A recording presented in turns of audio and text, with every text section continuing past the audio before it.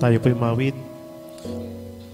Tunay kang matapat, Diyos naming Ama, di nagbabago, di nag-iiba. Maghapon, matanghali, maumaga, sa buong panahon matapat ka. Tunay kang matapat, tunay kang matapat, araw-araw aking namamalas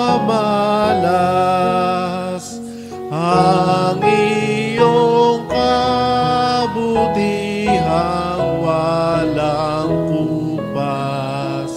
Tunay kang matapat sa paglinga.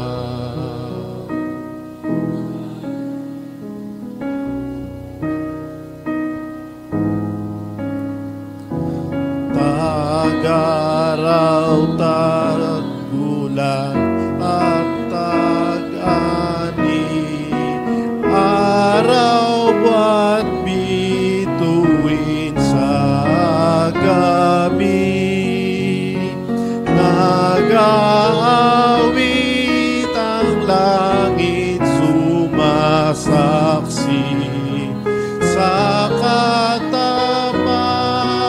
mong anong laki.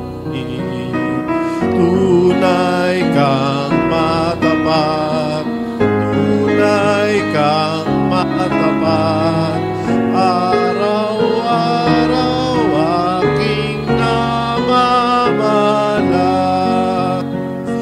ang iyong kabutihang walang kupas. Tunay kang matapat sa paglinga. Kapatawaran at kapayapaan, mga pangako mong umaakbay, lakas ngayon pag-asang sumisilang, ang lahat ng ito'y iyong bigay. Tunay kang matapat, tunay kang matapat, araw-araw aking namamalas ang iyong kabutihang walang kupas. Tunay kang matapat, tunay kang matapat, tunay kang matapat sa paglinga.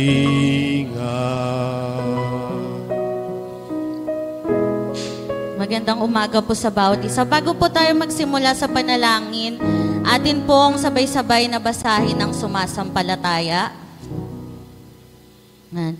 Sumasampalataya ako sa Diyos Amang makapangyarihan sa lahat, na lumalang ng langit at lupa, at kay Hesukkristong bugtong na anak niya, Panginoon natin, na sa hiwaga ng Espiritu Santo, ipinanganak ng Birheng Maria, nagdamdam ng hirap sa kahatulan ni Poncio Pilato, ipinako sa krus, namatay at inilibing, sa ikatlong araw ay nabuhay na muli mula sa mga patay, umakyat sa langit at umupo sa kanan ng Diyos Amang makapangyarihan sa lahat.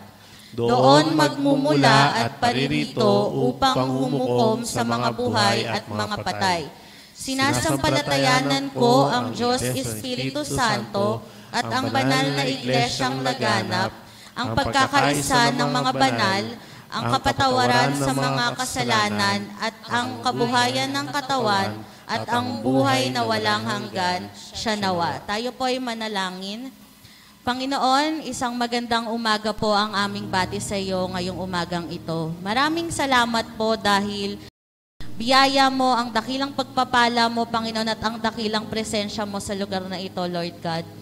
Panginoon, ikaw ang dapat naming sambahin, ang dapat naming dakilain, ang dapat naming paglingkuran at itaas sa lugar na ito, Lord God.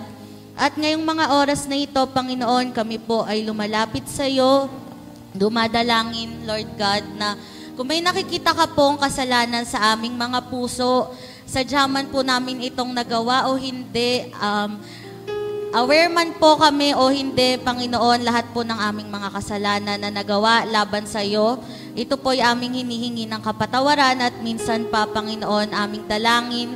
Bigyan mo kami ng pagkakataon na makasamba, makalapit sa iyo at sambahin ka sa Espiritu at sa katotohanan, Lord God. Amin din pong dalangin, Panginoon, samahan mo kami sa aming pagsamba ngayong umagang ito. Tunay nga aming maabot ang iyong kalooban. Mapangiti ka namin, Panginoon, sa mga awitin na aming inihanda sa iyo.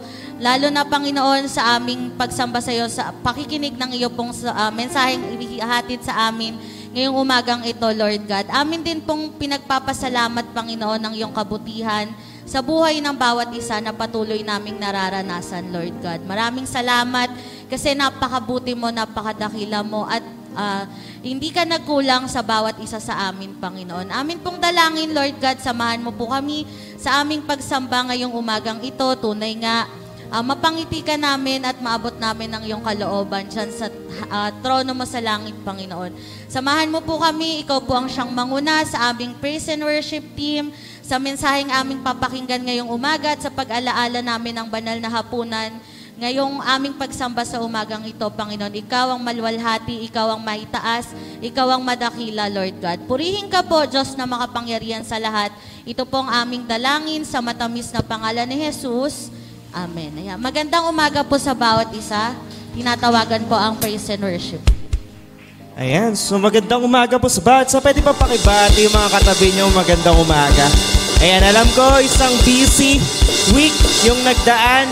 Ayan, yung mga estudyante natin dyan, nagbakasyon. Ayan, sana all, no? At yung iba naman, nag-double pay, nag-special pay, no? Dahil mga pumasok. Pero yun, isang busy week na naman ang nagtapos. At ngayon, nandito tayo upang papurihan ang ating Panginoon. Amen ba? So palakpakan muli natin ating Panginoon. At pakisabi nga sa katabi mo bago tayo mawit, mahal na mahal kita sa Panginoon. Pakisabi nga sa katabi mo. Ayan, mahal na mahal kita sa Panginoon. Dahil mahal natin ang Panginoon. Ating palakpakan at awitan ng ating Panginoon. Sing mahal na mahal. Mahal na mahal kita sa Panginoon. Mahal na mahal kita, Panginoon. Kailanman di kita'y pagpapalit, pagkat sa piling mo'y lagi. Mahal na mahal kita, Panginoon.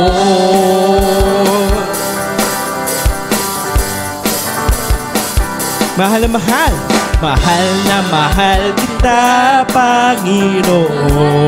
Mahal kita, Panginoon. Mahal na mahal kita, Panginoon. Kailan ba'y di kita'y pagpapalit, pagkat sa piling mo'y lagi. Mahal na mahal kita, Panginoon. Habang buhay,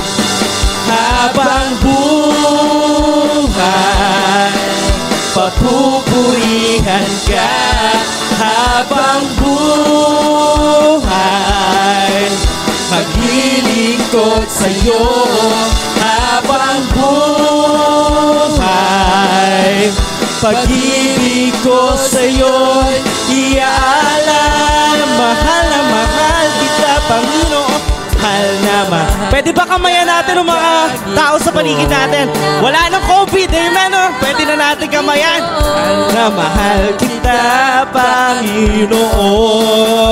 Kailanman may di kita'y pagpapalit, pagkat sa piling mo'y langit. Mahal na mahal kita, Panginoon. Mahal na mahal. Mahal na mahal kita, Panginoon. Mahal na mahal kita, Panginoon. Kailan may di kita'y pagpapalit, pagkat sa piling mo'y langit. Mahal na mahal kita, Panginoon. Mahal kita habang buhay, habang buhay. Papupurihan ka habang buhay. Maglilingkod sa'yo habang buhay.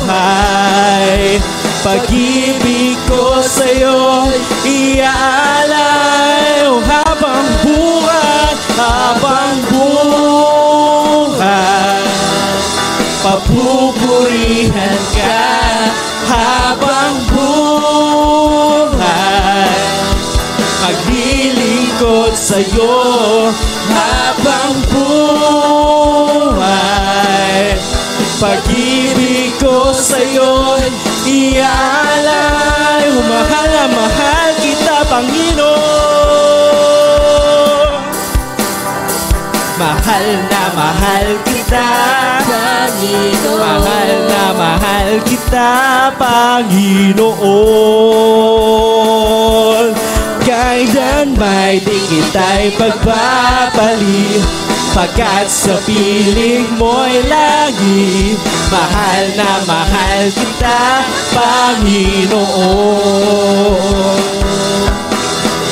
Mahal na mahal kita, Panginoon. Mahal na mahal kita, Panginoon. Palakpakan natin ating Diyos. Tunay nga na mahal natin siya dahil siya'y dakila. Amen ba? So patuloy natin awitan, palakpakan at dakilain. Sambahin natin, Panginoon. Ating awitin, dakila siya sa ating buhay at sa bawat oras. Yes, sir, God.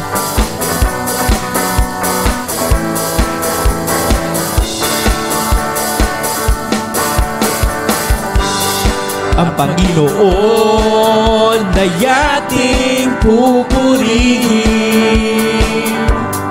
Ang Panginoon na yating dakilain. Walang katulad ang pag-ibig niya. Siya'y laging tapat, walang kapantay ang Panginoon. Sa ating buhay, dakila siya, dakila siya, dakila siya, dakila siya. Ang Panginoon, ang Panginoon na yating pupurihin. Ang Panginoon, ang Panginoon na yating dakilain. Walang katulad ang pag-ibig niya. Siya'y laging tapat, walang kapantay ang Panginoon. Sa aking buhay, dakila siya, dakila siya, dakila siya, dakila siya, dakila siya, dakila siya, dakila siya, dakila siya, dakila siya. Kahit maglaho ang buong mundo, kahit maglaho ang buong mundo, tanging sino? Tanging si Jesus ang sandigan ko. Dakila siya, dakila Dakila siya, dakila siya, dakila siya, dakila siya, dakila siya,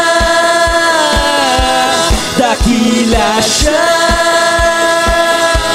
dakila siya, dakila siya, dakila siya, dakila siya, dakila siya, dakila siya. Palakpakan natin ating Panginoon. Tunay nga na labis ang galak na ating nadarama. Tunay natin palakpakan natin Panginoon.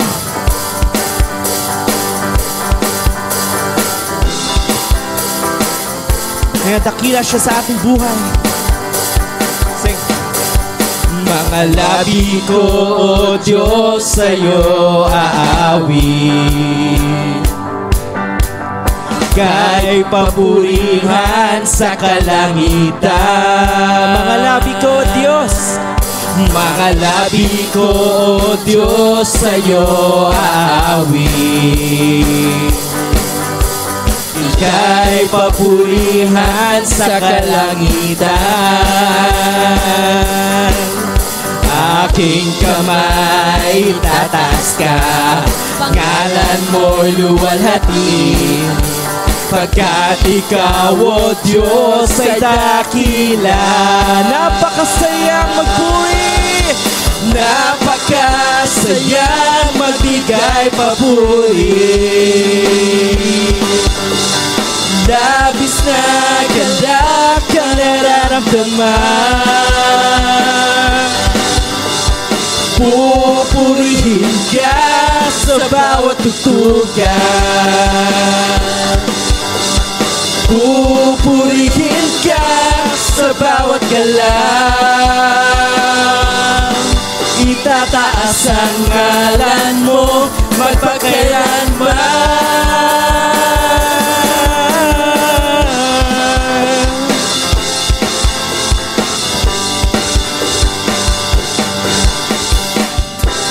Kasto Diyos, purihin ka.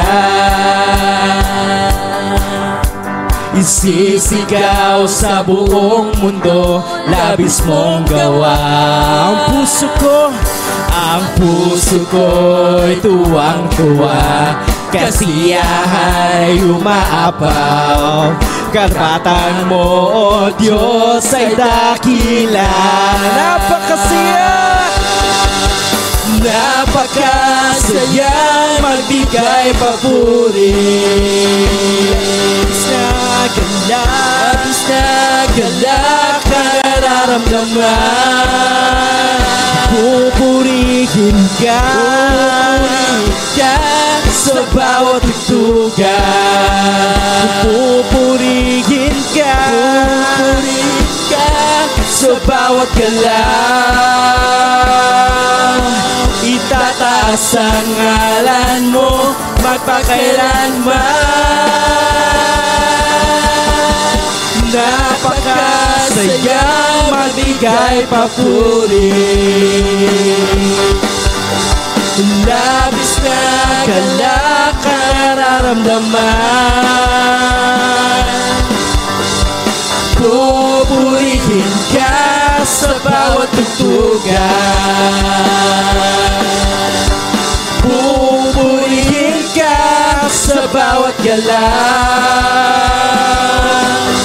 Itataas ang ngalan mo magpakailanman.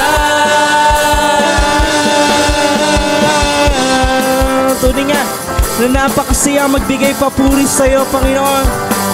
Labis na galak ang aming nadarama. Yes, Sir God.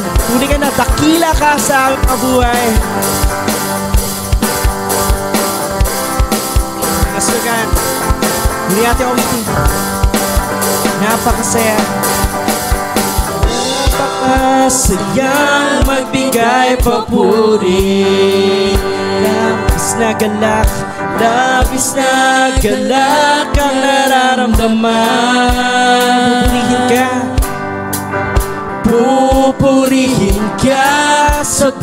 tugtugan. Pupurihin ka sa bawat sayaw. Pupurihin ka sa bawat galaw. Itataas ang ngalan mo magpakailanman. Napakasaya, pakasaya, magbigay papuri. Labis na galak ang nararamdaman. Pupurihin ka sa bawat tugtugan. Pupurihin ka sa bawat galaw. Itataas ang ngalan mo magpakailanman. Itataas ang ngalan mo magpakailanman. Itataas ang ngalan mo magpakailanman. Magpakailanman. Yes, Panginoon. Tataas namin ang pangalan mo magpakailanman. Yes, God.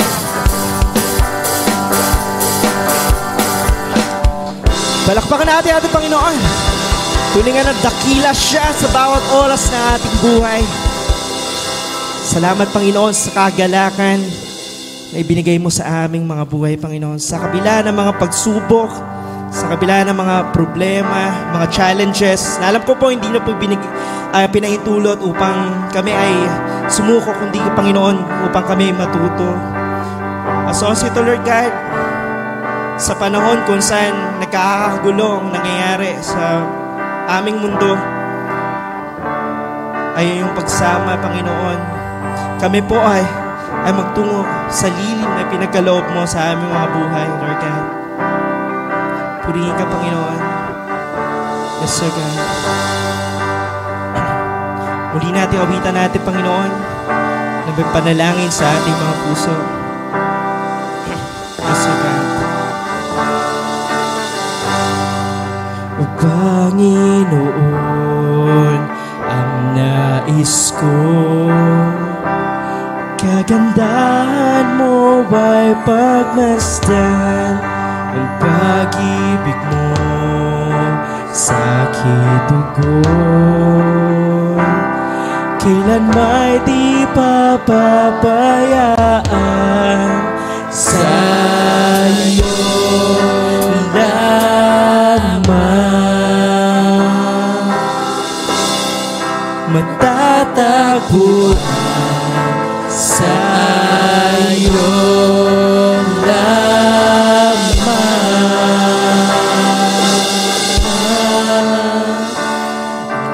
Mananatili sa'yo lihim at sasambahin ka sa dakong lihim.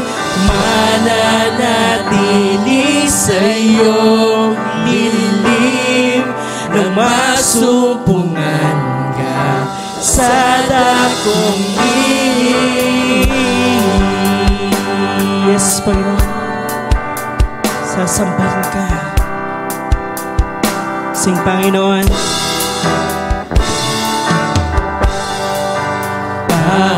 Panginoon, ang ngalan mo ay kalinga at sandigan ko.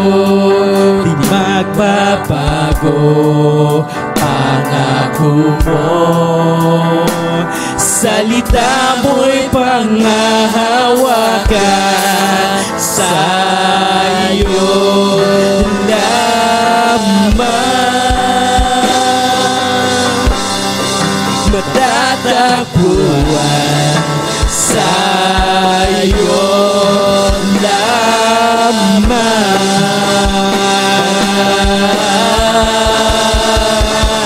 Mananatili sa'yo lihim at sasambahin ka sa dakong lihim. lihim, mananatili sa iyong dilim, na masumpungan ka sa dakong lihim, mananatili sa iyong dilim, at sasampahin ka sa dakong lihim, mananatili sa iyong dilim, at masumpungan ka sa dakong lihim,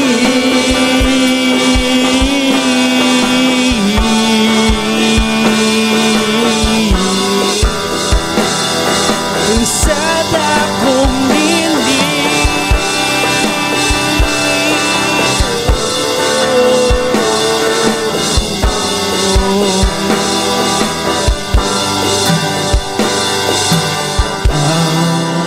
papuri ko ay tanging sa'yo, sa'yo lamang inialay,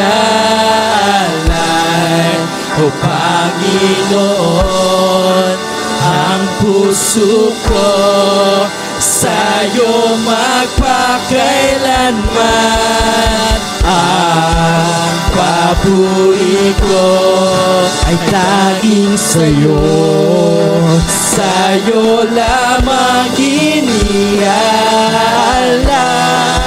O Panginoon, ang puso ko'y sa'yo magpakailanman. Mananatili sa iyong dingding at sasampahin ka sa dakong lihim. Mananatili sa iyong lilim na masumpungan ka sa dakong lilim. Mananatili sa iyong lilim na masumpungan ka sa dakong lihim. Mananatili sa iyong lilim na masumpungan ka sa dakong lihim.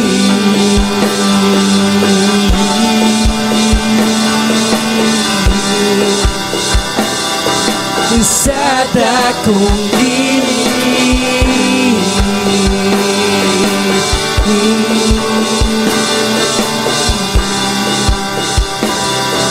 sa dakong lihim,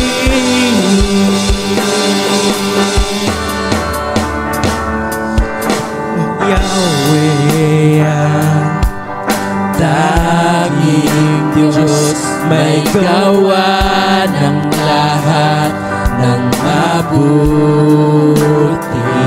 Ang lahat ng nilikha mo'y sumasamba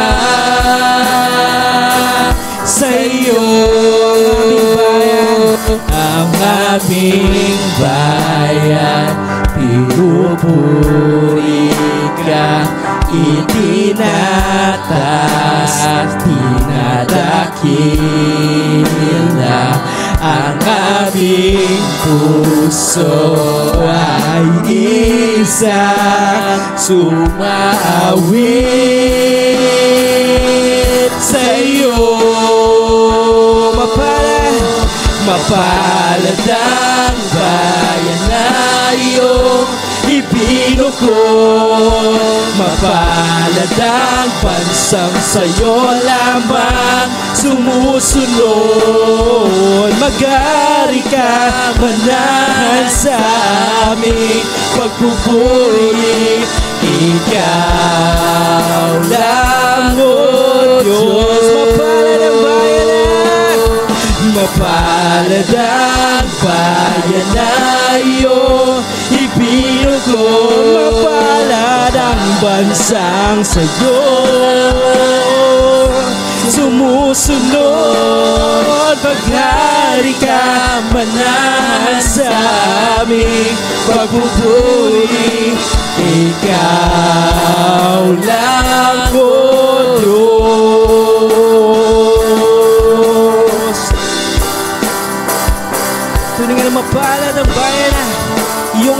binukod, Panginoon. Mapalad ang bayan na sa'yo sumusunod, Lord God. Yes, Lord God. Ba't lang man ibalik lahat ng papuri pag-awit sa'yo, Panginoon. Ating mag-iawitin, hallelujah. Hallelujah, hallelujah, hallelujah. Pinupuri ka namin. Sing hallelujah. Hallelujah, hallelujah. Pinupuri ka namin. Hallelujah, hallelujah. Pinupuri ka namin. Hallelujah, hallelujah. Pinupuri ka namin. Hallelujah, hallelujah. Pinupuri ka namin. Hallelujah, hallelujah. Pinupuri ka namin. Mapalad ang bayan na iyong ibinukod. Mapalad ang bansang sa'yo lamang sumusunod. Maghari ka, manahan sa aming pagpupuri. Ikaw lang, O Diyos. Mapalad ang bayan na iyong ibinukod. Mapalad ang bansang sa'yo sumusunod. Maghari ka, manahan sa aming pagpupuri. Ikaw lang, O Diyos. Ikaw lang, O Diyos. Ikaw lang, O Diyos.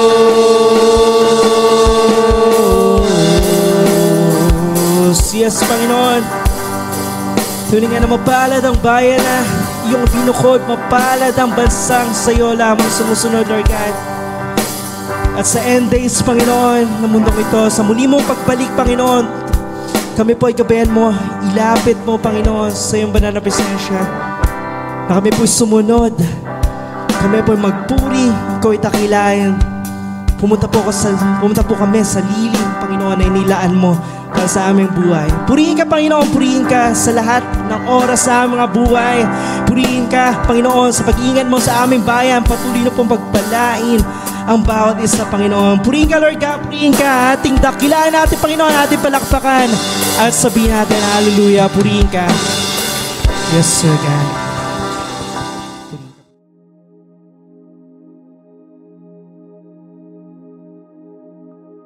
Yan, purihin po ang Diyos. Ngayong araw na ito, tayo po'y patuloy na magbibigay sa ating Panginoon at magbabalik ng ating pagpapasalamat sa Kanyang kabutihan po sa ating mga buhay. Dakila naming Diyos na makapangyarihan sa lahat, Ikaw po, Panginoon, ang aming patuloy na itinataas sa mga sandaling ito, kinikilala sa maraming kapahayagan, Panginoon, ng iyong pagkilos sa aming pong mga buhay. Maraming salamat po, Panginoon, sa lahat ng biyaya na sa amin po iyong ipinagkakaloob. Maraming salamat po, Panginoon, sa iba't ibang bagay na amin pong nararanasan, Panginoon. Bilang patunay na meron kaming, Panginoon, na sumusubaybay sa amin, gumagawa at kumikilos po sa aming mga buhay. Maraming salamat po, Panginoon, sa iyo sa umagang ito na narito ang iyong mga anak at nagpapahayag ng kanilang pagpupuri, pagpapasalamat sa iyo sa anumang bagay na ginawa mo po sa kanilang mga buhay. Nawa sa pamamagitan po ng pagpapatong na kamay ng iyong lingkod, iyong igawa sa bawat isa na ngayon nagpapasalamat ng iyong basbas at pagpapala.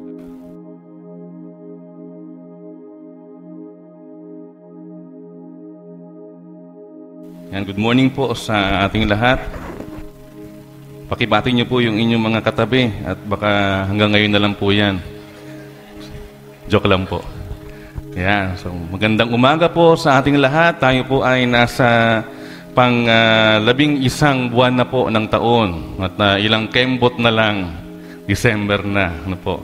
Ang bilis lang po ng panahon, katulad ng bilis ng sabi nga ay pagpapalaan ng Diyos at paggabay ng Diyos sa bawat isa sa atin, sa bawat araw.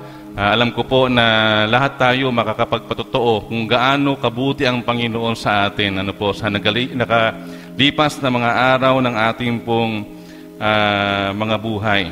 So, kung bibigyan tayo ng pagkakataon, ngayong umaga, marahil kulang yung ating time para isa-isahin yung greatness o yung kabutihan ng Diyos sa ating pong mga buhay. Kaya tayo po'y dadako na ngayong umaga sa ating pong pagbubulay-bulay ng kanyang mga banal na salita. Sandali po tayong muling dumulog sa Diyos at tayo po ay manalangin.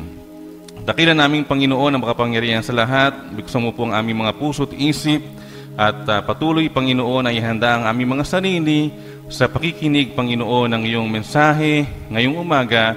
At patuloy po na ikaw ang siyang mangusap sa amin at magpahayag sa amin ng mga katotohanan ng iyong salita na ito nawa, Panginoon, ay aming maipamuhay, mailakad, Panginoon, sa aming pang-araw na buhay. Purihin ka sa tanging pangalan ng aming Panginoong Yesus. Amen. Yan, tayo po ay nasa panibagong series ng ating pong pag-aaral ngayong buwan at ang natapat sa inyong lingkod ay ang paksang Steadfast in Afflictions, no? Sabi ng ating titulo o ng ating title ay huwag sumuko kung mahirap ang sitwasyon. So basically, ang ating pong pag-aaralan ay patungkol sa aral ng patience and perseverance, no? Yung pagtitiis at pagpapasensya, no? Kung kayo ay kulang sa pasensya, baka makatulong yung ating makatulong yung ating mensahe ngayong umaga, o kung tayo ay kulang na sa pagtitiis, nawa ang Diyos ay kumilos sa ating buong mga buhay upang ating pong makita yung kapahayagan ng Panginoon sa ating pong lahat patungkol sa sabi nga ay mga circumstances or circumstansya ng buhay. No, meron pong isang kwento tungkol sa isang pangyayari, no, isang pangyayaring nangyari sa Amerika. Isang eroplano ang nag-crash, no, at ito'y bumagsak sa tubig na noon ay puno ng yelo, no. Siguro season ng taglamig at nagyayelo ang paligid. Ang sabi, ang isa sa naging dahilan ay yung mga yelo sa ulap, kaya itong eroplano ay bumagsak. Mabuti na lang at tiyempo, dagat yung kanyang binagsakan. Pero alam naman natin, siguro kung meron mang chances ng survival, maliit din. Lalo kung medyo malayo yung inyong huhulugan at mahirap yung rescue ng mga panahon na yun. So, sa madaling salita, itong eroplanong ito ay nahulog bagamat medyo malapit sa daan. Ano po, at tatanaw ito ng sino mang dadaan doon sa mga sandaling iyon. Kaya lang nagkataon na ito yung time na wala masyadong dumadaan dahil nga taglamig, no, tagyelo, at minamabuti ng mga tao na manatili sa loob ng kanilang mga tahanan para siguro safe, no, sa kanilang health at gayon din wala namang gagawin sa labas, hindi ka naman pwedeng mamasyal dahil sabi nga napakalamig ng mga panahon na yon. So kapag pagbagsak nitong eroplanong ito, lahat halos ay napuruhan, no? Sabi bilang sa kamay ang nanatiling buhay noong mga panahon na ito, no? Kaagad after ng plane crash. At tiyempong dumadaan ang isang lalaki pauwi sa kanyang bahay galing sa trabaho. Ito ay si Roger Olyan, no? At doon sa kanyang pagdahak sa street kung saan malapit yung eroplano na bumagsak, no? Nakita niya halos yung pangyayari, kung papaano bumagsak, kung papaano nakalabas at nakalangoy yung ilan sa mga survivor. Pero nakita niya na medyo mahihirapan dahil yun nga, puno ng yelo yung tubig. At siguro ilang sandali lang pagka sinabi na nung mga nandoon sa dagat na Jack! Yeah. Malamig na, mamamatay na sila, lulubog na sila.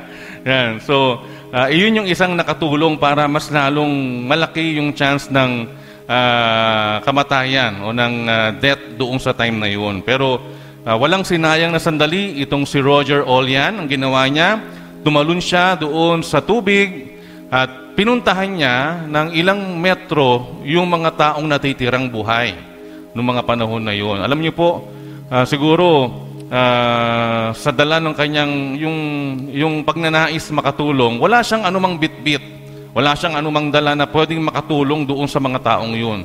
Ang gusto niya lang, matulungan sila sa abot ng kanyang makakaya. No, siguro sa nervyos na din. No, agad siyang nagtungo doon sa mga taong buhay pa, bilang sa kamay, at ang sabi niya, no, malapit na yung tulong, huwag kayong mag-alala. Pero hindi pa talaga. Hindi niya alam kung darating yung tulong, kung ilang oras bago makarating yung tulong, o kung meron mang darating na tulong. Pero ang gusto niya lang ay i-encourage yung mga tao at bigyan sila ng hope o ng pag-asa na merong darating na tulong. No, may darating na tulong sa kanila para sila ay maglakas pa ng loob at magnais pang mabuhay.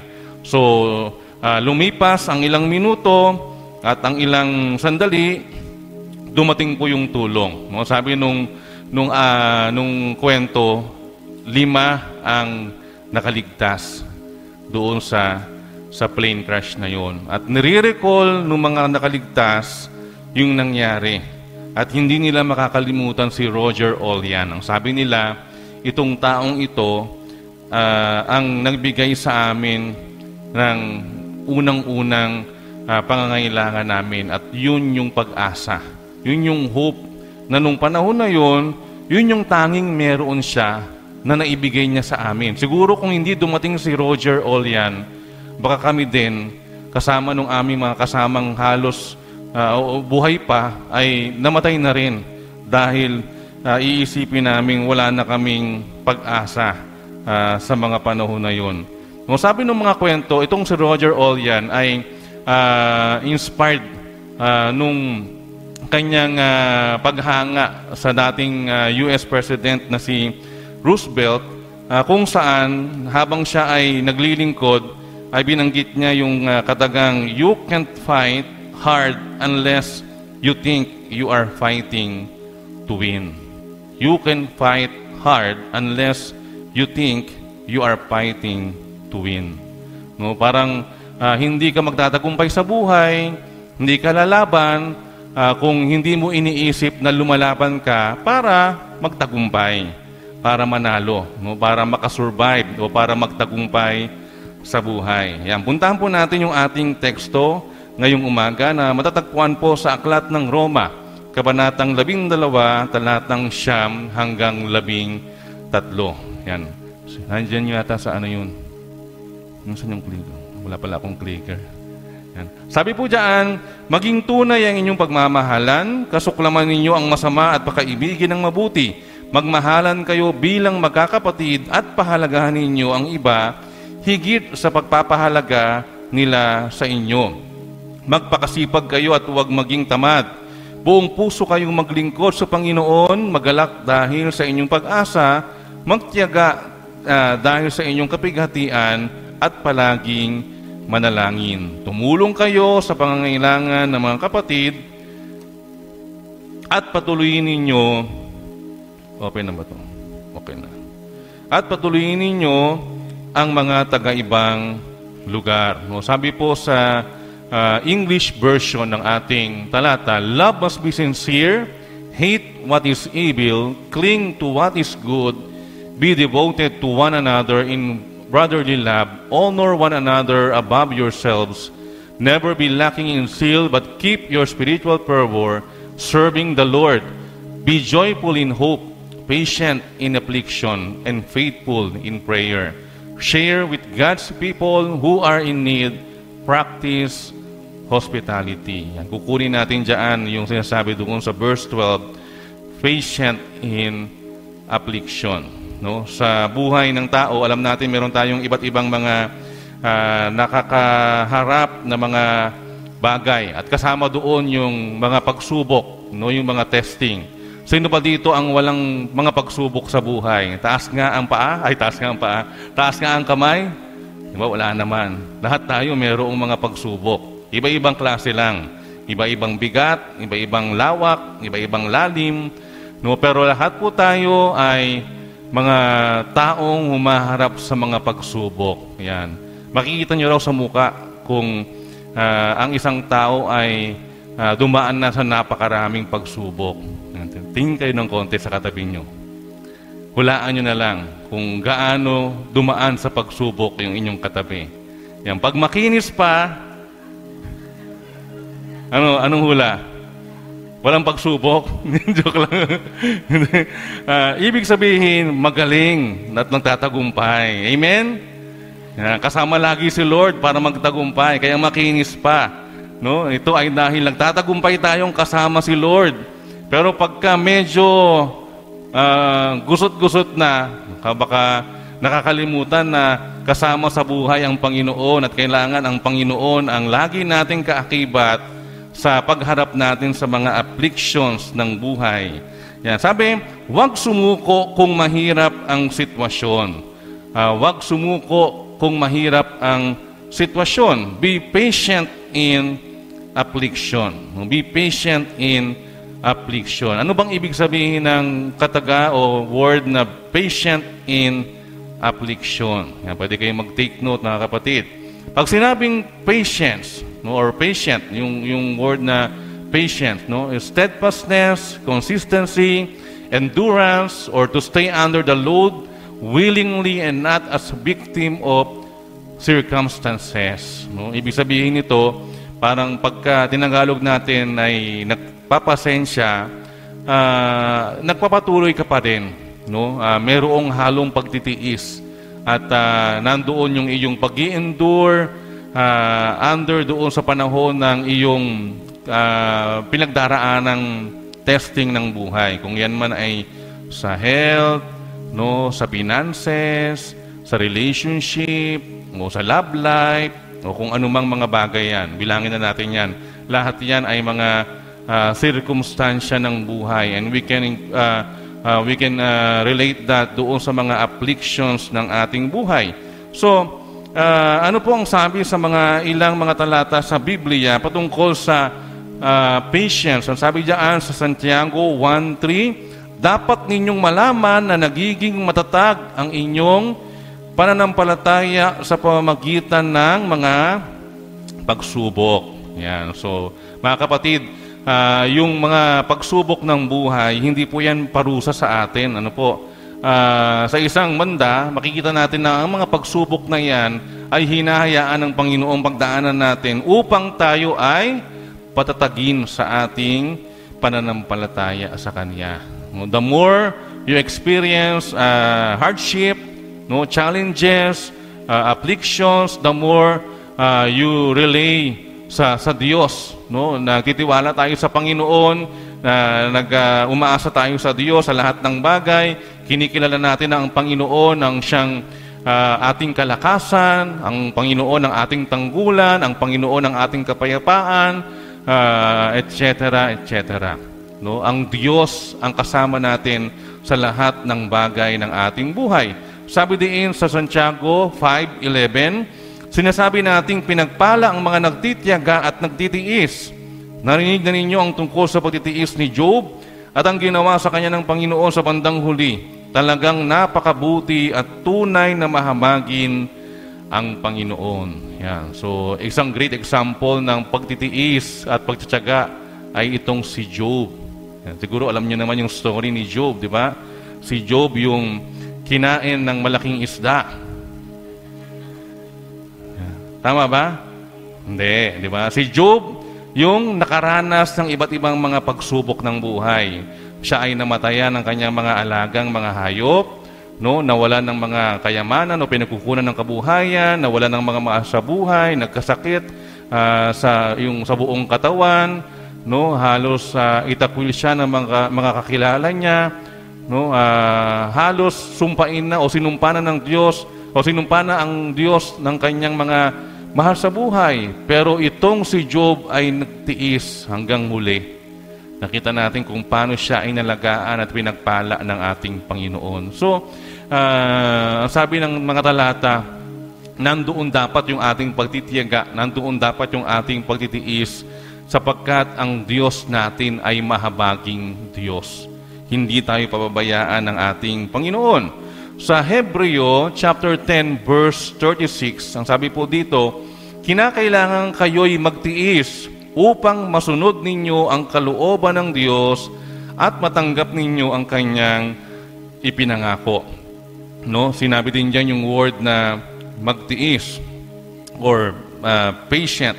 No, kailangan tayo magtiis para masunod natin yung will ng Lord sa ating buhay upang matanggap natin yung kanyang mga pangako. So kapag sinabing patience or patient in affliction, yung patient na word or patience, it means tayo po ay nagtitiis.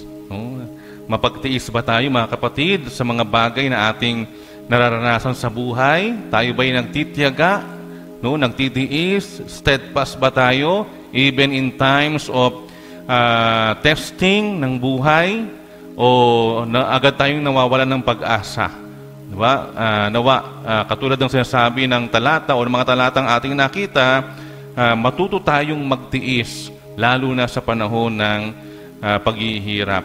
Yung pangalawang salita ay yung word na affliction. Affliction means or it is related, synonymous doon sa mga word na tribulation, distress, trouble, oppression, pressure, being pressed, experiencing hardships. Yan. So, ito na yung affliction. No? Ito na yung challenge. Ito na yung trouble. Ito na yung distress. O sabi ng word ay tribulation. No? Yung tribulation, ito yung mangyayari sa huling mga araw. Di ba? Yung mga labis na mga pagsubok sa buhay Kristiyano. It means that you are being impressed. Para kang idinidiin. No? Yun nga, parang pinapahirapan. Ano bang ibig sabihin nito? Ano ba sinasabi ng salita ng Diyos tungkol sa affliction? Sabi po sa Matthew 24:9, pagkatapos ay kapopuotan kayong lahat dahil sa inyong pagsunod sa akin. Isasakdal kayo upang pahirapan at patayin. Yan, ito po yung affliction. No? Ito'y ilan sa mga katotohanan ng ating pananampalataya. Maaring sabihin natin na ito'y mangyayari sa huling araw, pero ito'y nangyayari na rin sa panahon ngayon. Lalo na sa ating pagko-confess ng ating faith sa Lord. Di ba? Nakakaranas tayo ng mga ganong time sa buhay na tayo ay kinapopuotan dahil sa ating pagsunod sa Panginoon. No? Sa ibang lugar, sa ibang bansa, totoo na mayroong pinapahirapan at pinapatay dahil sa kanilang pananampalataya. Mayroong ganoon. No? Sa 2 Corinthians chapter 8 verse 3, wala pala dyan. No? Sabi po doon,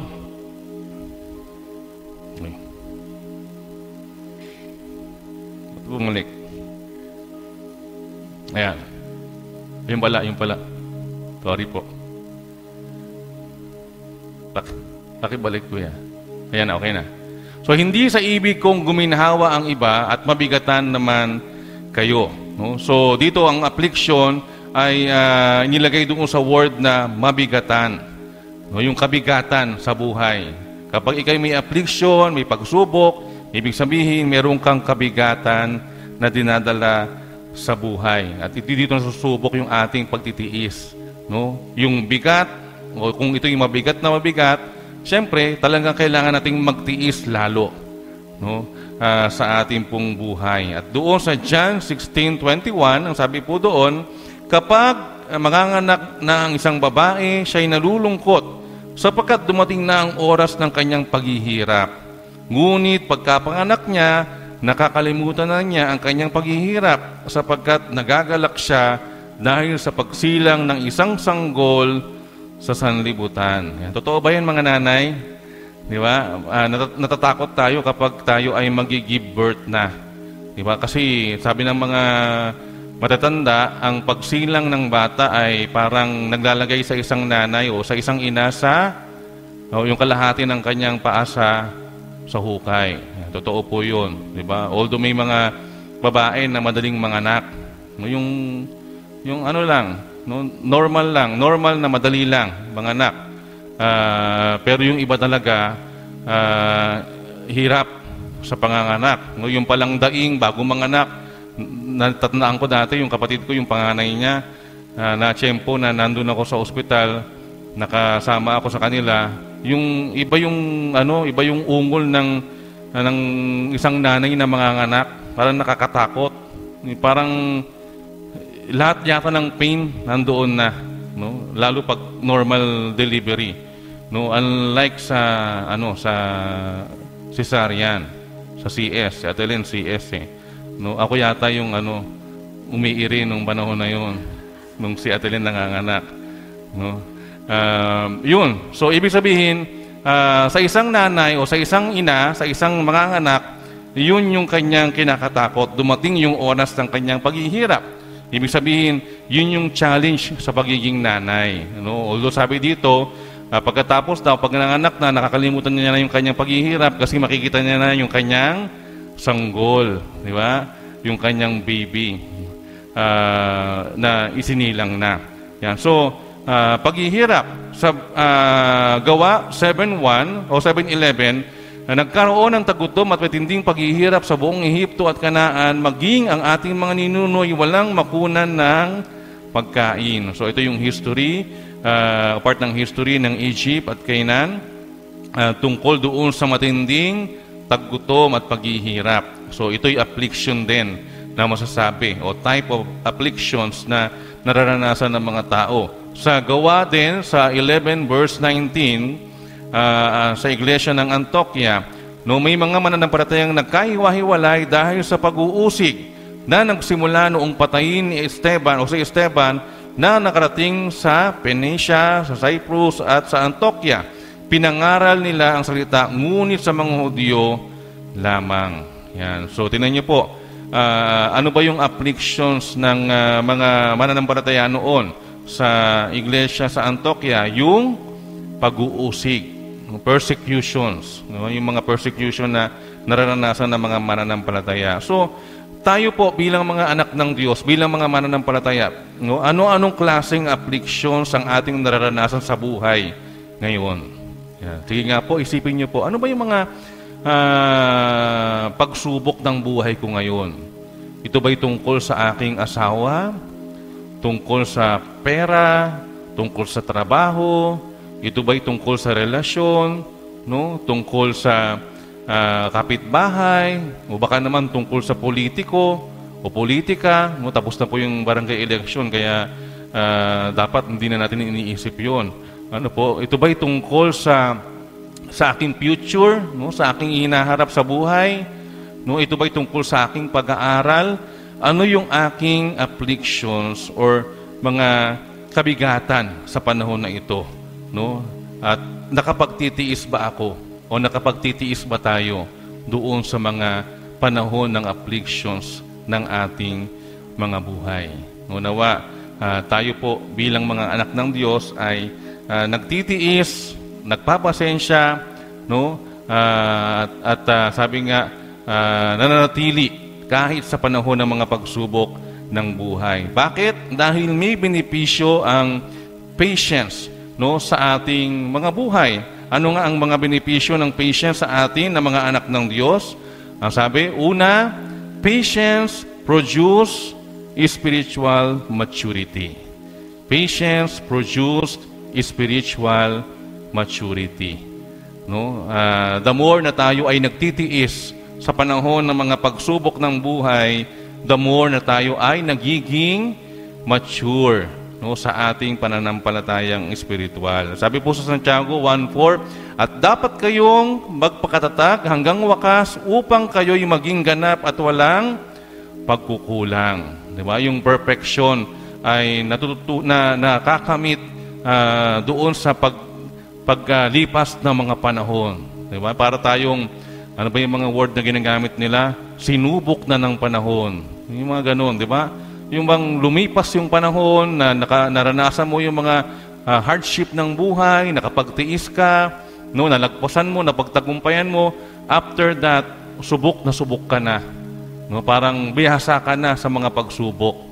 No, bihasa ka na sa mga testing ng buhay. So, patience produce spiritual maturity.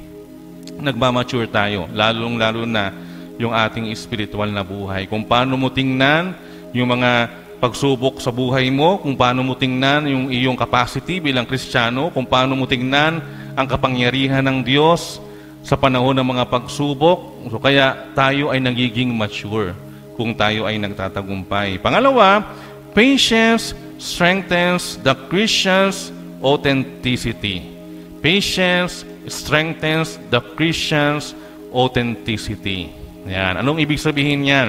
Sabi sa Hebreo 12:1, kaya nga dahil napapaligiran tayo ng mga napakaraming saksi, tanggalin natin ang anumang balakid at ang kasalanang kumakapit sa atin, buong tiyaga tayong tumakbo sa takbuhing nasa ating harapan. No? Sa panahon ng mga pagsubok, no, tayo po ay nakikita, nahahayag yung ating pagiging Kristiyano. At nakikita kung tayo ay mga authentic Christian. No? Kung talagang tayo ba'y Kristiyano, kung tayo ba ay tunay na mananampalataya, kung tayo ba'y tunay na anak ng Diyos, lalo doon sa panahon ng mga pagsubok ng buhay. No? Tayo ay lumalapit at kumakapit sa Diyos, hindi sa mga bagay ng sanlibutan, hindi sa mga bagay na ating nakasanayan sa buhay. No? So lumalabas yung ating authenticity, no, yung ating pagiging authentic bilang mga mananampalataya. Nakikita sa ating buhay yung kabanalan, nakikita sa ating buhay yung pagiging anak ng Diyos, no? Kahit doon sa mga hindi magandang sitwasyon ng buhay.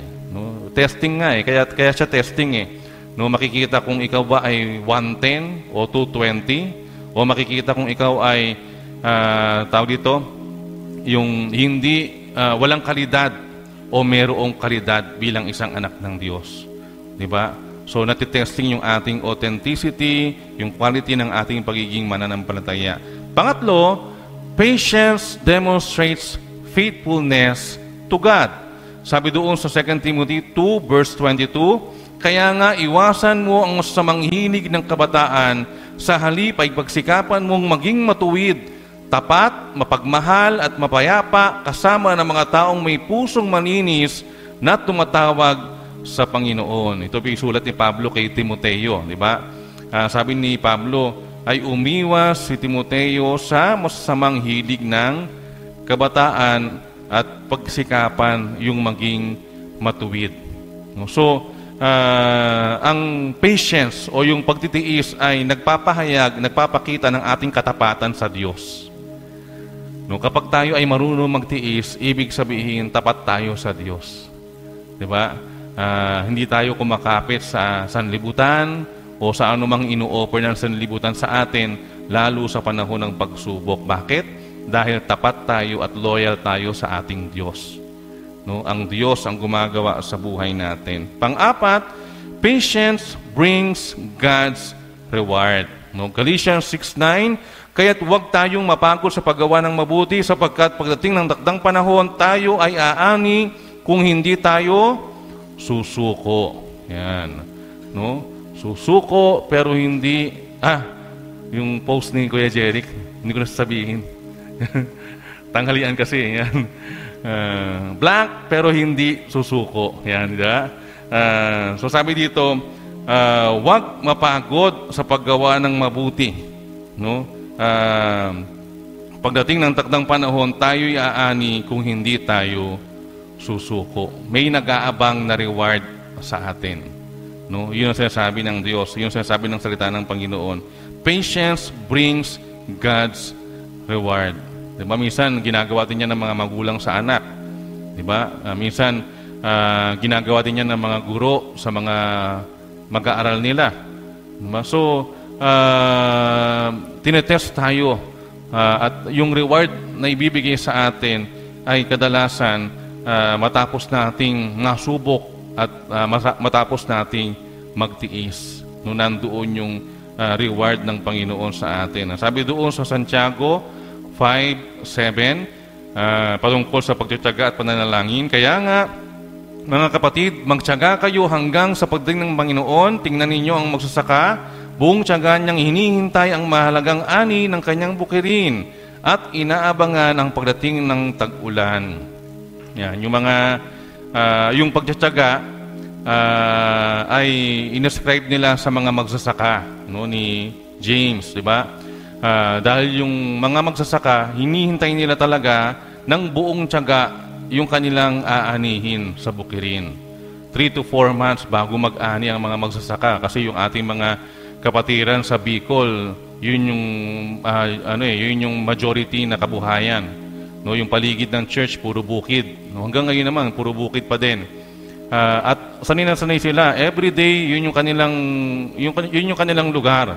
At talagang matyagang naghihintay ang mga kapatiran na magsasaka para sa kanilang ani. At makikita mo yung mukha nila na masaya kapag maganda yung ani nila.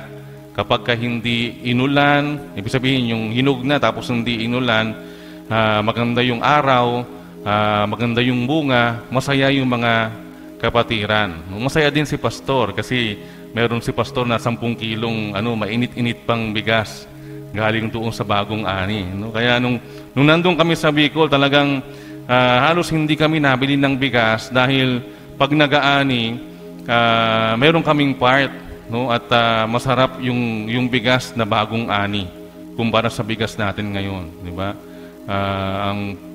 Kailangan pumili ka ng magandang bigas, may quality, pero pagka may quality, hindi 20 pesos ang 1 kilo. 60 pesos na yata ang 1 kilo ng bigas ngayon na maganda. Diba? So, masaya kapag mayroong pagtitiyaga. No? At yung patience ay nagbibigay reward after ng ating pagsubok. So, paano ka magtatagumpay o paano ka magpapatuloy sa panahon ng trials? No? Merong bang susi para makapagpatuloy pa ako kapag nasa panahon na ako ng pagsubok? Paano kapag aandap-andap na yung aking pasensya? Konting-konti na lang, no, mahuubos na. No, paano kapag hindi ko na kayang magtiis? Hindi ko na kayang tiisin ang asawa ko? Meron bang ganon? No, paano pag hindi ko na kayang tiisin ang gutom? Di ba? Paano pag hindi ko na kayang tiisin na walang laman yung aking bulsa? Di ba? Paano pag hindi ko na kayang tiisin na wala akong maisagot sa aking test paper? Nangungopya na ba ako? Yan yung mga estudyante, gano'n di ba? So, paano tayo pwedeng magpatuloy sa panahon ng trials? Sabi, una, pray for strength and help. Pray for strength and help. Sabi sa mga awit, 25:18, alalahanin mo ang hirap ko at suliranin at lahat ng sala ko ay iyong patawarin. No? So, lagi nating ipagkatiwala sa Panginoon yung ating pong mga pagsubok, yung mga pagsubok ng buhay, yung ating pinagtitiisan. Ipag-pray natin sa Panginoon, iluhod natin sa Panginoon, dalhin natin sa Panginoon yung mga bagay na ating pinagtitiisan sa buhay. Sabi sa Lamentation 1:9 o Panaghoy 1:9, ang kanyang karumihan ay di maikakaila, malagim ang kanyang pagbagsak at wala man lamang umaliw sa kanya. Nagtagumpay ang kanyang mga kaaway at siya'y dumulog kay Yahweh. no? Sa panahon ng pagsubok, ang susi niya, ang ginawa niya ay dumulog siya kay Yahweh. No? Huwag na nating antayin meron pang pagbagsak, kundi lagi nating gawin na humingi ng tulong, humingi ng lakas sa Panginoon sa ating buhay. Sabi sa Santiago 5:13, may paghihirap ba ang sino man sa inyo? Manalangin siya. Nagagalak ba ang sino man? Umawit siya ng papuri sa Diyos. Diba? So anong utos ng salita ng Diyos? Kapag tayo ay naghihirap, manalangin tayo. Kapag tayo ay nagagalak, umawit tayo ng papuri sa Diyos. No? So, pray for strength and help. Ito'y susi upang tayo ay magpatuloy sa panahon ng trials. No? Pangalawa, be a blessing by comforting others. Maging pagpapala tayo sa pamagitan ng pagpapalakas sa iba. Sabi sa Philippians 4:14, no, parang be an encourager, di ba? Gayunman, ikinagagalak ko ang inyong pagdamay sa aking mga paghihirap. Ito po si Pablo, no, sa kanyang sulat sa mga kapatid sa Pilipos, na ang sabi niya, kayo ay dumamay at kagalakan sa akin yun, lalo na doon sa panahon ng aking paghihirap sa buhay. No, sabi doon sa Santiago 1:27, ang relihiyon na dalisay at walang dungi sa harap ng ating Diyos at Ama ay ito: pagtulong sa mga ulila at sa mga biyuda sa kanilang kahirapan at pag-iingat sa sarili upang huwag mahawa sa kasamaan ng mundong ito. No, the true religion ay yung ating gagawing pagtulong sa mga nangangailangan. Amen? No? Kailangan tayo maging pagpapala at maging comfort sa iba. At yun yung kaparaanan para tayo ay makapagpatuloy sa panahon ng mga trials. Diba? Minsan, isipin mo parang ang bigat-bigat na ng pagsubok mo, pero pag tumingin ka sa yung paligid, makikita mo meron pang mga tao na mas grabe pa yung nararanasang pagsubok kumpara sa iyo. Baka meron pa tayong pwedeng maibigay at maituro sa kanila, kahit na tayo din ay dumadaan sa mga challenges ng buhay. No? At pangatlo, panghuli, trust God's 3Ps. No? 3Ps, hindi po 4Ps. So, ano po yung 3Ps na yan? Trust God's presence. No? Magtiwala tayo sa presensya ng Diyos. Isaiah 41:10, ako isa sa iyo, huwag kang matakot, ako ay iyong Diyos, hindi ka dapat mangamba, palalakasin kita at tutulungan, iingatan at ililigtas. No? Ang Diyos ay kasama natin. Our God is an omnipresent God. No? Kasama natin ang Diyos. Sabi nga ng awit, di ba? God is with us. No? Sa lahat ng panahon ng buhay. No? Yun ang pangako ng Panginoon. At kung tayo ay magtitiwala sa presensya ng Diyos sa buhay natin, kahit sa anumang pagsubok, tayo po ay makapagpapatuloy. Amen? Amen. Yan. Pangalawang P, no, sabi, trust God's provision. No? Trust God's provision. Sa Philippians 4:19, ang sabi doon, at buhat sa hindi mauubos na kayamanan ng Diyos, ibibigay niya ang lahat ng inyong kailangan sa pamamagitan ni Kristo. Yan. So, ang salita ng Diyos mismo ang nagsabi na ang Diyos natin ay Diyos na mayaman. Diba? Hindi nauubos ang kanyang kayamanan. At ang pangako niya, ibibigay niya ang lahat ng inyong kailangan sa pamamagitan ni Kristo Jesus. So, kung meron tayong mayamang Diyos, bakit tayo mag-aalala sa panahon ng paghihirap? Diba? Hindi po ba sa panahon ng kawalan, kapag ating pinagtiwalaan ang Diyos na ating great provider, yun ay nagbibigay sa atin ng lakas. At yun naman yung totoo. Diba? He provides. At ang Diyos ang nagkakalooban ng lahat ng ating mga pangangailangan. He is our Jehovah Jireh. No?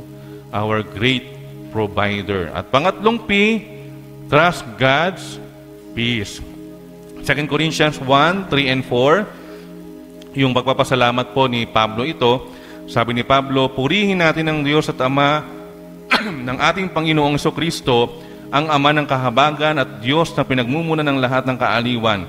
Inaaliw niya kami sa aming mga kapighatian upang sa pamamagitan ng kaaliwang tinanggap natin sa Kanya ay maaliw naman namin sa mga nahapis. Yan. So, nandun po yung pagpapasalamat ni Pablo sa kaaliwang ibinibigay ng Diyos sa pamamagitan ng mga kapatid. No? At doon sa kaaliwang iyon na kanilang tinanggap sa panahon ng kapighatian, no, ang term ni Pablo, kapighatian. Yung pag sinabing kapighatian, medyo malalim na ano yun. Malalim na pagtitiis. No? Mas malalim pa sa pagtitiis natin sa bawat araw. Diba? So, kahit na labis yung kapighatian, dahil sa kahabagan ng Diyos, nandoon yung sabi nga, kaaliwan na binibigay ng Panginoon sa kanilang buhay. Ang sabi niya, maaari nating ibigay iyon o yung ating tinanggap, maaari nating maging kaaliwang ibibigay naman din sa ibang nahapis sa buhay. So kung tayo man ay may mga pagsubok, makakapagpapatuloy tayo sa pagsubok sa pamamagitan ng pagtitiwala sa kapayapaang ibinibigay ng Diyos sa atin. No? Ang tanong mga kapatid, madali ka bang sumuko sa mahirap na sitwasyon ng buhay? Madali ka bang sumuko sa mahirap na sitwasyon ng buhay? Sabi po, the result of being persistent through times of trials is the evidence of one who truly loves God with all his heart, his entire mind, all his soul, and all his strength. At the end of the race, you will sense na ang sabi ng Diyos sa iyo, well done, good and faithful servant. No? Sa panahon na tayo ay humaharap sa mahirap na sitwasyon sa buhay, no, kailangan nating maging persistent, maging patient, maging mapagtiis, no? Dahil ito yung ebidensya na tayo talaga ay umiibig sa ating Panginoon ng buong puso, buong isip, buong kaluluwa at buong lakas. At masarap madinig mula sa Diyos yung katagang, well done, good and faithful servant. Di ba? Excited ba kayo marinig yun? Pag uwi natin sa Panginoon, sabihin ng Panginoon, well done, good and faithful servant. Mga kapatid, kung tayo man ngayon ay nasa kalagitnaan ng mga pagsubok sa buhay, no, matuto tayong magtiis, katulad ng ating pinagbulay-bulayan. At kung hindi man tayo ngayon nandoon sa panahon na yon, tandaan nyo po, darating yung panahon na tayo'y haharap sa mga pagtitiis ng buhay. You will be eventually experiencing trials, afflictions. No? If you are experiencing trials now, ang kailangan magpatuloy ka lang, huwag sumuko. Kung mahirap ang sitwasyon, sabi nga, you have to faithfully persist through prayer. Be a blessing to other people and trust God in all your trials. Kaya pa ba, kapatid? Kaya pa ba natin? Madali ka bang sumuko at sumusuko ka na ba sa panahon ng kahirapan sa ating mga sitwasyon sa buhay? Nawa tayo ay maging matatag, makapagpatuloy sa ating buhay kahit sa panahon ng mga afflictions. Tayo po ay umuko at tayo po ay manalangin. Dakilang Diyos na makapangyarihan sa lahat, maraming salamat po, Panginoon, sa iyo sa panahon ng ito na binigay mo sa amin. Salamat po sa mga paalala, Panginoon. Salamat po mula sa iyong mga salita na siyang nagiging encouragement, kalakasan namin, at patuloy na paalala na magpatuloy kami, lalo sa panahon ng mga testing o trials ng buhay. Dahil nariyan ka, kasama ka namin, Panginoon, gagawa at kikilos, kasama ka namin nga harap, Panginoon, kasama namin magbibigay kalakasan sa amin, mag-encourage sa amin, even in times of trials, Lord. At nawa, Panginoon, turuan mo kaming lalong magtiwala sa iyo. Turuan mo kami, Panginoon, na lalong lumapit sa iyo kahit doon sa panahon na nahihirapan kami. Sapagkat ang pangako mo, Panginoon, ay tutulungan mo kami at patuloy, Panginoon, na palalakasin kami sa pagharap upang magtagumpay sa mga pagsubok. Purihin ka po, dakilang Ama, maraming salamat sa iyo. Ito po ay aming dalangin sa tanging pangalan po ng aming Panginoong Yesus. Amen. Magandang umaga po sa ating lahat.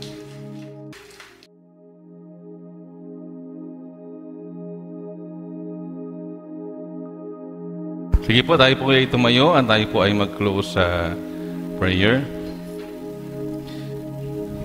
Muli po, Panginoon, nagpapasalamat kami sa iyo sa araw na ito, sa pagbibigay mo sa amin ng pagkakataon upang magsama-sama, magpuri, magpasalamat sa iyong kabutihan sa aming mga buhay dito po sa iyong bahay-sambahan. Salamat po, Panginoon, muli sa karanasang ito. Salamat din sa mga paalala po ng iyong mga salita na mahalagang kami ay magtiis, Panginoon, at maging steadfast in times of afflictions, Lord. Alam namin, Panginoon, na normal sa buhay na meron kami mga trials, mga testings, mga challenges, lahat ng mga mabibigat na pagkakataon na dumarating sa aming pong mga buhay.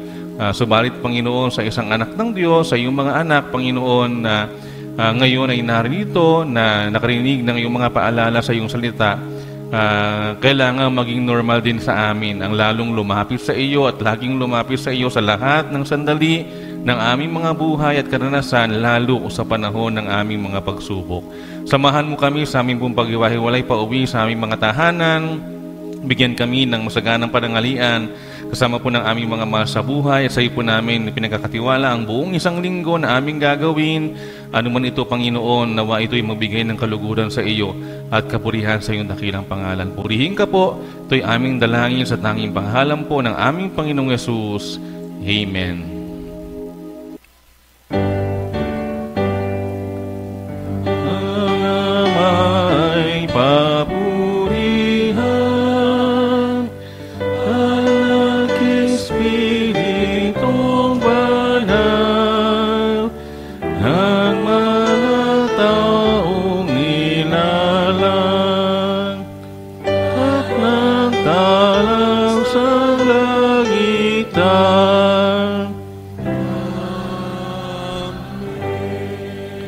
Mga pinakamamahal, naway sumaating lahat ang pagpapala ng Panginoon sa Kristo, ang walang hanggang pag-ibig ng Diyos Ama, ang pagkikipis at kaaliwan, buhat sa banal na Espiritu mulang ipagpasawalang hanggan.